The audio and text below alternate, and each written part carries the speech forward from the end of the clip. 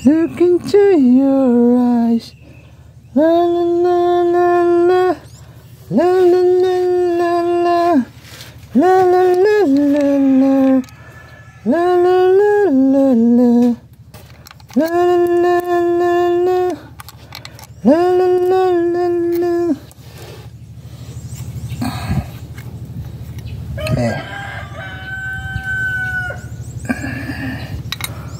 Waskag ang kahintang. Puting waskaga. Yan. Sama ni. Sama ni. Puting ang waskagas kahintang sa bomba. Sama tabuan ni. Tabla.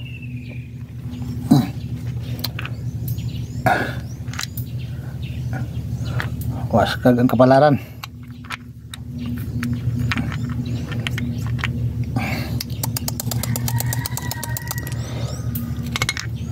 Ay nako. La la la la la. Burning in your eyes. You look at me but then get done.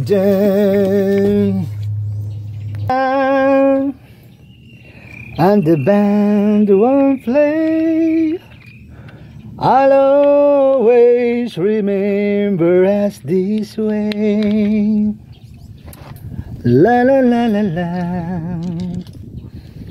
La la la la la la.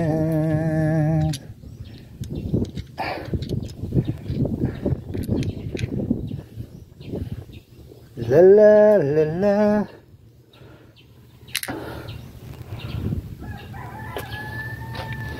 Pagin natin yung sitwasyon guys ng bomba.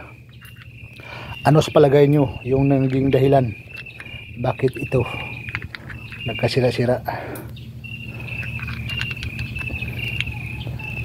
Regular naman yung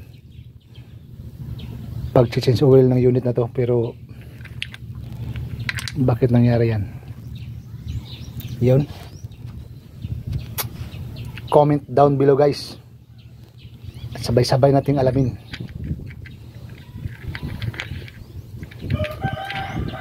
Grabe naman to. Talagang kinain niya yung bossing ng ano, shafting oh.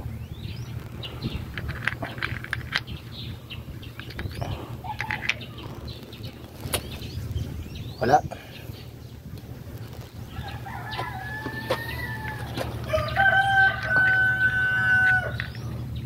Wala talagang forever guys, walang forever.